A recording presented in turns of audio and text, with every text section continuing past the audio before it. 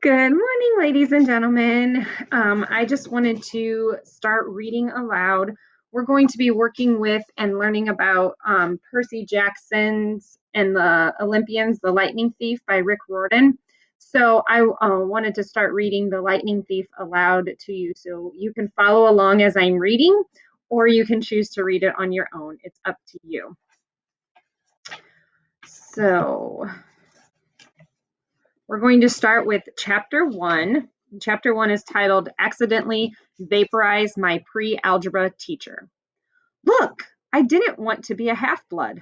If you're reading this because you think you might be one, my advice is close this book right now. Believe whatever lie your mom or dad told you about your birth and try to lead a normal life. Being a half-blood is dangerous. It's scary. Most of the time, it gets you killed in painful, nasty ways. If you're a normal kid reading this because you think it's fiction, great, read on. I envy you for being able to believe that none of this ever happened. But if you recognize yourself in these pages, if you feel something stirring inside, stop reading immediately. You might be one of us. And once you know that, it's only a matter of time before they sense it too, and they'll come for you. Don't say I didn't warn you. My name is Percy Jackson. I'm 12 years old. Until a few months ago, I was a boarding student at Yancey Academy, a private school for troubled kids in upstate New York. Am I a troubled kid? Yeah, you could say that. I could start at any point in my short, miserable life to prove it. But things really started going bad last May when our sixth grade class took a field trip to Manhattan. 28 mental case kids and two teachers on a yellow school bus, heading to the Metropolitan Museum of Art to look at ancient Greek and Roman stuff. I know, it sounds like torture. Most Yancey field trips were. But Mr. Brunner, our Latin teacher, was leading this trip, so I had hopes. Mr. Brunner was this middle-aged guy in a motorized wheelchair. He had thinning hair and a scruffy beard and a frayed tweed jacket, which always smelled like coffee. You wouldn't think he'd be cool, but he told stories and jokes and let us play games in class. He also had this awesome collection of Roman armor and weapons, so he was the only teacher whose class didn't put me to sleep. I hoped the trip would be okay. At least I hoped that for once I wouldn't get in trouble. Boy, was I wrong. See, bad things happen to me on field trips. Like at my fifth grade school, when we went to the Saratoga battlefield, I had this accident with a Revolutionary War cannon. I wasn't aiming for the school bus, but of course I got expelled anyway. And before that, at my fourth grade school, when we took a behind the scenes tour of the Marine World shark pool, I sort of hit the wrong lever on the catwalk and our class took an unplanned swim. And the time before that, well, you get the idea. So it sounds like his field trips haven't always been that successful. Sounds like he's been getting in a little bit of trouble. This trip, I was determined to be good. All the way into the city, I put up with Nancy Bobofit, the freckly, red-headed kleptomaniac girl. Does anybody know what a kleptomaniac is? Think about that. Hitting my best friend Grover in the back of the head with chunks of peanut butter and ketchup sandwich. Grover was an easy target. He was scrawny. He cried when he got frustrated. He must have been held back several grades because he was the only sixth grader with acne and the start of a wispy beard on his chin. On top of all that, he was crippled. He had a note excusing him from PE for the rest of his life because he had some kind of muscular disease in his legs. He walked funny, like every step hurt him. But don't let that fool you. You should have seen him run when it was enchilada day in the cafeteria. Anyway, Nancy Bobofit was throwing wads of sandwich that stuck in his curly brown hair, and she knew I couldn't do anything back to her because I was already on probation. The headmaster had threatened me with death by in-school suspension if anything bad, embarrassing, or even mildly entertaining happened on this trip. I'm I'm going to kill her, I mumbled. Grover tried to calm me down. It's okay. I like peanut butter. He dodged another piece of Nancy's lunch. That's it! I started to get up, but Grover pulled me back to my seat. You're already on probation, he reminded me. You know you'll get blamed if anything happens. Looking back on it, I wish I'd decked Nancy Bobofit right then and there. In-school suspension would have been nothing compared to the mess I was about to get myself into. Let's make a prediction. What kind of mess do we think he's going to get into? Mr. Brunner led the museum tour. He rode up front in his wheelchair, guiding us through the big, echoey galleries, past marble statues and glass cases full of really old black and orange pottery. It blew my mind that this stuff had survived for 2,000, 3,000 years. He gathered us around a 13-foot tall stone column with a big sphinx on the top and started telling us how it was a grave marker, a stele for a girl about our age. He told us about the carvings on the sides. I was trying to listen to what he had to say, but it was kind of interesting. But everybody around me was talking, and every time I told them to shut up, the other teacher chaperone, Mrs. Dodds, would give me the evil eye. Mrs. Dodds was this little math teacher from Georgia who always wore a black leather jacket. Even though she was 50 years old, she looked mean enough to ride a Harley right into your locker. She had come to Yancey halfway through the year when our last math teacher had a nervous breakdown. From her first day, Mrs. Dodds loved Nancy Bobofit and figured I was devil spawn.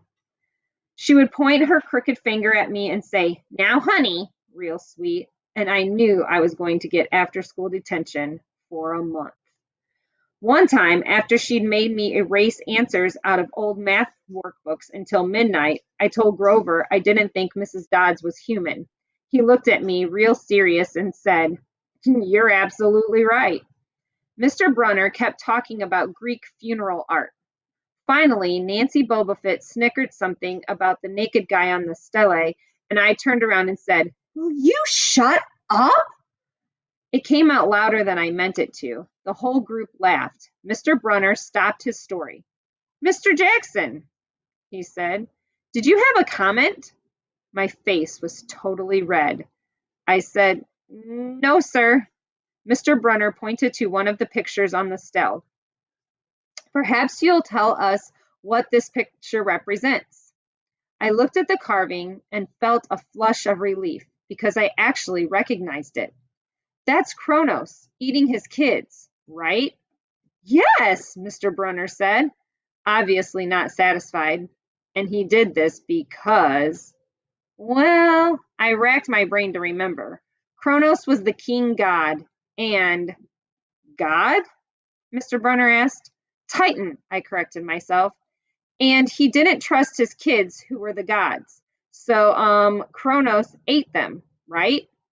But his wife hid baby Zeus and gave Kronos a rock to eat instead.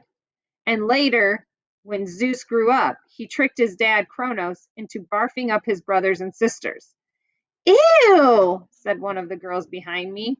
And so there was this big fight between the gods and the Titans, I continued, and the gods won. Some snickers from the group. Behind me, Nancy Bobofit mumbled to a friend, "Like we're going to use this in real life. Like it's going to say on our job application, 'Please explain why Kronos ate his kids.'" "And why, Mr. Jackson?" Brunner said, to paraphrase Miss Bobofit's excellent question, "does this matter in real life?" "Busted," Grover muttered. "Shut up," Nancy hissed, her face even brighter red than her hair. At least Nancy got packed too. Mr. Brunner was the only one who ever caught her saying anything wrong. He had radar ears. I thought about his question and shrugged. "I don't know, sir." "I see." Mr. Brunner looked disappointed. "Well, half credit, Mr. Jackson. Zeus did indeed feed Kronos a mixture of mustard and wine, which made him disgorge his other 5 children, who, of course, being immortal gods, had been living and growing up completely undigested in the Titan's stomach. The gods defeated their father, sliced him to pieces with his own scythe,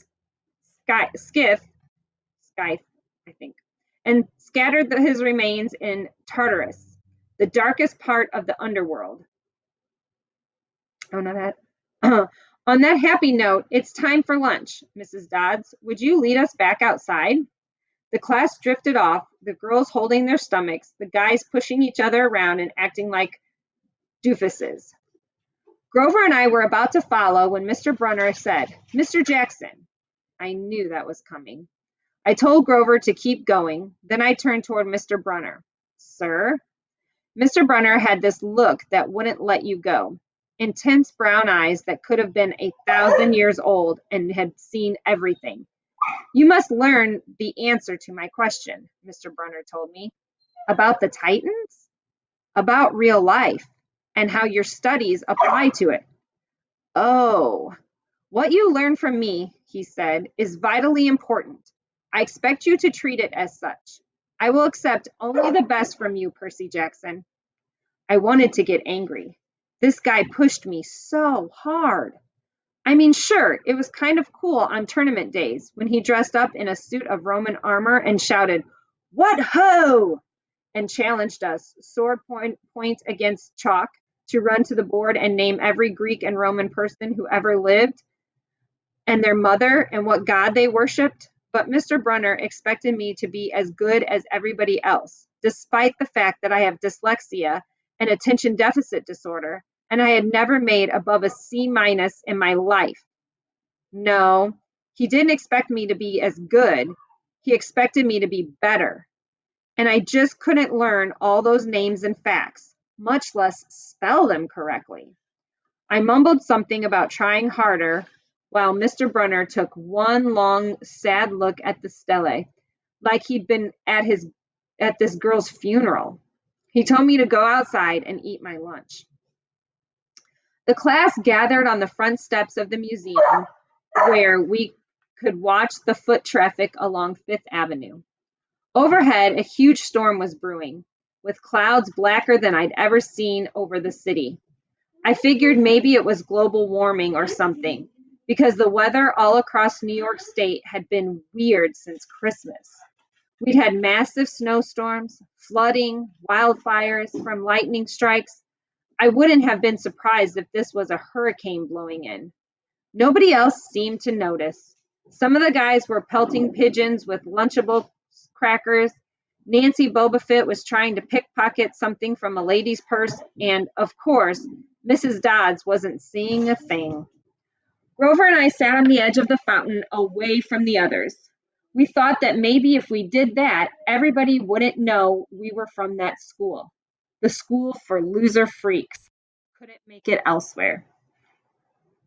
Detention? Grover asked. Nah, I said, not from Brunner.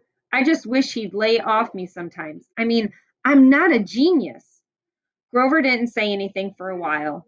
Then, when I thought he was going to give me some deep philosophical comment to make me feel better, he said, Can I have your apple?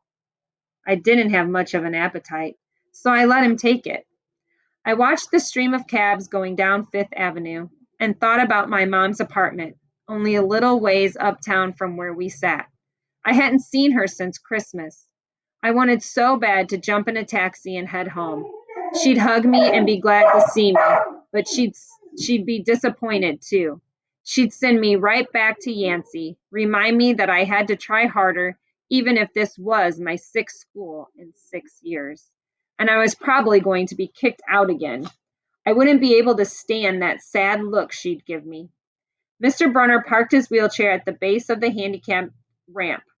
He ate celery while he read a paperback novel. A red umbrella stuck up from the back of his chair, making it look like a motorized cafe table. I was about to unwrap my sandwich when Nancy Bobofit appeared in front of me with her ugly friends. I guess she'd gotten tired of stealing from the tourists and dumped her half-eaten lunch in Grover's lap. Oops! She grinned at me with her crooked teeth. Her freckles were orange as if somebody had spray painted her face with liquid Cheetos.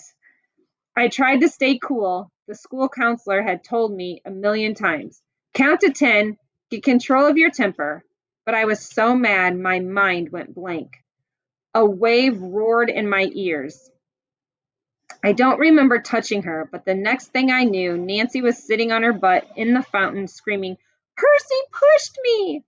Mrs. Dodds materialized next to us. Some of the kids were whispering, Did you see the water? Like it grabbed her. I didn't know what they were talking about. All I knew was that I was in trouble again. As soon as Mrs. Dodds was sure poor little Nancy was okay, promising to get her a new shirt at the museum gift shop, etc., etc., Mrs. Dodds turned on me. There was a triumphant fire in her eyes, as if I'd done something she'd been waiting for all semester. Now, honey, I know, I grumbled. A month erasing workbooks. That wasn't the right thing to say. Come with me, Mrs. Dodds said.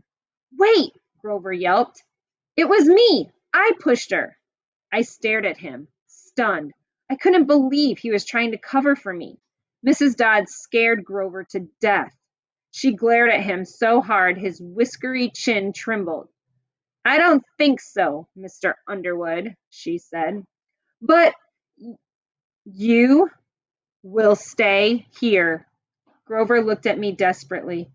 It's okay, man. I told him. Thanks for trying. Honey? Mrs. Dodds barked at me. Now! Nancy Bobofit smirked.